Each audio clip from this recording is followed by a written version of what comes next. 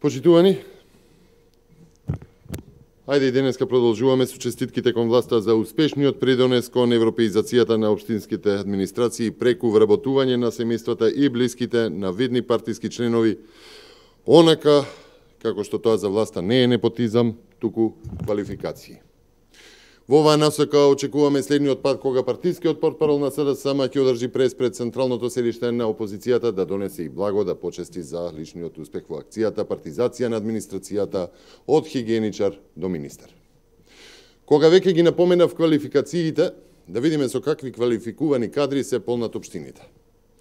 Пред да биде вработена во струмичката администрација, без помош од пратеник на владеачката партија, административката мајка со сесарна помош на семејството успешно водела семејни бизниси, кои речиси сите се избришани заради стечај. Во својот курикулум, доколку е побаран и поднесен при аплицирањето по огласот на струмичката администрација, веројатно се запишани и семејните компании, па така во општината се познаени со одговорите на прашањата. Дали новата административка е запишана како сопстеничка и управителска улога во Фани Екстра ДООЛ УВОЗ-извоз Струмица, фирма регистрирана за трговија со пијалоци, основана во 2002 година, а изгасната со бришење од трговски регистар на 26.9.2013 година. Избришана од регистарот, а останува прашањето зошто и поради кои причини. Дали Фанче Костадинова, новата административка вработена без врски во струмичката администрација како дел од зафатот за европеизација и модернизација на администрацијата, се јавува и како кособственик со своите деца на ДОО Фани Логистик Струмица, трговија на големо со пијалоци.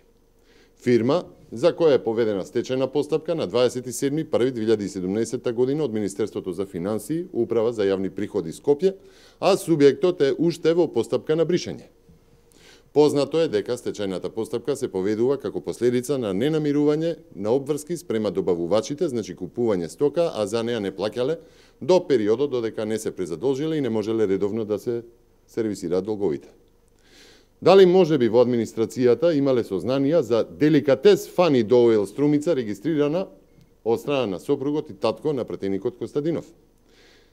Дали и зад бришењето од судскиот регистар по решение за стечајна постапка и за оваа фирма, стои ситуација во која не се намирувани обврски и фирмата е доведена во неликвидна и несолвентна состојба кон доверителите. Дали и новата административка има врска со фирмата Интерметал Метан ДООЛ Струмица, повторно регистрирана од сопругот и татко Костадинов, за која што во 2017 година е поведена стечајна постапка и истата е избришана од трговскиот регистар. Според Законот за стечај, во делот услови за отворање на стечајна постапка стои дека стечај или реорганизација на стечајниот должник се спроведува кога стечајниот должник е неспособен за плаќање, односно му предстои идна неспособност за плаќање. Од тука, по низа вакви фирми избришани од регистарот, прашањето е дали тие намерно се воведувани во стечај. Или дали можеби станува збор за пример за намерно доведување на фирми во неликвидна состојба, фирми за лична добивка. Почитувани, на крајот и посекуваме успех на струмичката општина, на која постои можност да и предстои светла иднина со администрацијата, која се пополнува со квалификувани административци, за чие идно делување во општината сведочат нивните богати професионални портфолија. Ви благодарам.